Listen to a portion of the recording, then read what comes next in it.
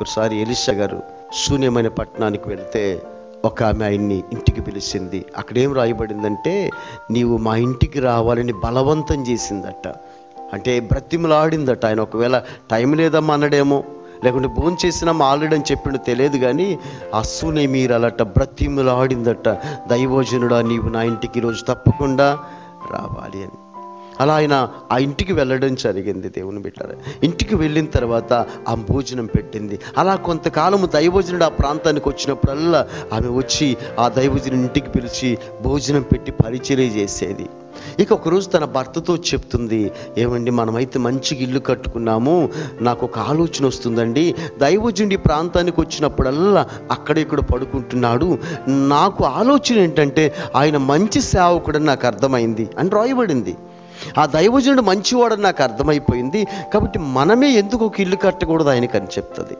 ఆ భర్త కూడా మంచివాడేమో, భార్య మాట వింటాడు. నువ్వు చేసేది చెడ్డ పని కాదు, వాటికి వీటికి డబ్బులు తగలేయట్లే, వ్యర్థమైన వాటికి, నువ్వు చెప్పేది మంచిదే కదా, నీకేం కావాలో చెప్పు, నీకు నేను సహాయం చేస్తానని భర్త చెప్తాడు. అలాగా ఆమె ఏం చేసిందంటే, ఆ మేడ మీద దైవజనుడికి ఒక చిన్న ఇల్లు కట్టింది, గది కట్టింది. అందులో పీట, మంచము, దీపస్తంభము, బల్ల ఆమె అన్ని ఏర్పాటు చేసింది.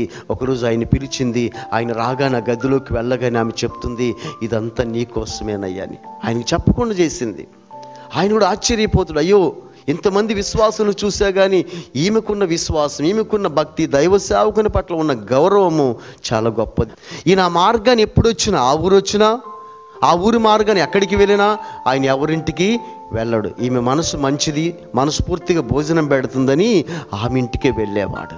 కొంతకాలానికి ఆయనకు ఒక ఆలోచన వచ్చింది. ఈమె అడగలేదు కానీ ఆయన అడుగుతాడు, ఆయన శిష్యుని పంపించి ఆమెకి ఏదైనా కొరత ఉన్నదేమో అడుగు, మనకింత మేలు చేసింది, దేవుడు ఆమెకు మేలు చేస్తాడు అంటే ఆమె చెప్తుంది, నాకు అన్ని సమృద్ధిగా ఉన్నాయ్యా, ప్రతి ఒక్కరికి ఏదో ఒక సమస్య ఉన్నట్లుగా నాకు సమస్య బిడ్డలు లేరు. దైవజనుడు చెప్తాడు, బాధపడకమ్మా, నువ్వు దేవునికి ఇంత పరిచర్య చేసినావు కనుక నీకు దేవుడు గర్భఫలము ఇవ్వబోతున్నాడు. ఎంతో ఆస్తి ఉంది, బిడ్డలు లేకపోతే ఆస్తి అంతా వేస్ట్ కదా. అద్భుతమైన బహుమానాన్ని దైవజనుడు నీకు దేవుడిస్తాడని చెప్తున్నాడు. అలాగా ఆమె గర్భఫలము పొందుకోవటం జరిగింది. ఒక టైంలో ఆ బిడ్డ కూడా చనిపోతాడు, ఏదో ప్రాబ్లం వచ్చి. ఆమె వెంటనే ఎలీషా గారు ఆ ప్రాంతం లేకపోయినా హడావుడికి ఎలీషా గారి దగ్గరికి వెళ్ళి ఏం మాట్లాడు తెలుసా, నేను బిడ్డని కావాలని అడగలేదు కదా, ఎందుకు నాకు ఆశ పెట్టినావు, ఇప్పుడు ఆ బిడ్డ మీద ప్రేమ పెంచుకున్నాను, చనిపోయినాడు అంటే ఎలీషా గారు మరలా తిరిగి వచ్చి చనిపోయిన బిడ్డను మరలా బ్రతికిస్తాడు. దేవుని స్తోత్రాలు. ఆ తర్వాత ఆ ప్రాంతంలో కరువు వస్తున్నదని ఎలీషా గారికి తెలిసి ఆయన ఏం చెప్తా తెలుసా, శూన్యమీరాలకు చెప్తాడు, మీరు ఈ ప్రాంతాన్ని విడిచి మరొక ప్రాంతానికి వెళ్ళండి, అక్కడ మీకు క్షేమం కలుగుతుంది అని. నిజంగానే అక్కడ కరువు వస్తుంది, ఆమె ఇంకొక ప్రాంతానికి వెళ్ళి క్షేమంగా జీవిస్తుంది ఆ కుటుంబము.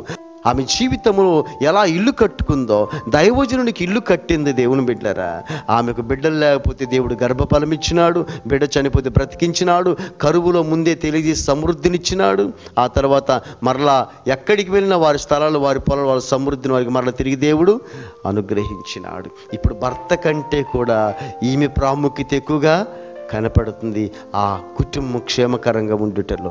కుటుంబాల్లో కొన్ని పరిస్థితులు ఇబ్బందులకరంగా ఉన్నా, లేకుంటే భర్త విషయంలో, అత్తమామల విషయంలో సమస్యలు ఉన్నా, వారు కొంచెం ఇబ్బంది కలిగించే, వారి కుటుంబాల్లో ప్రాబ్లం కలిగించే వాళ్ళైనా మనము జాగ్రత్తగా తెలివితో వాళ్ళందరినీ సరిచేసుకొని సమర్థించుకొని ఆ కుటుంబాన్ని కట్టుకొని వీధుల పాలు కాకుండా ఆ కుటుంబాన్ని సరిగా నడిపించడంలో స్త్రీది కూడా ప్రత్యేకమైన పాత్ర ఉన్నది అని ప్రభు తెలియజేసిన రీతిని ఒకవేళ మనం ఎలాగున్నామో మనం ఆ దిశగా సరిచేసుకొని ప్రభు యొక్క సహాయమును కోరుకుందాం.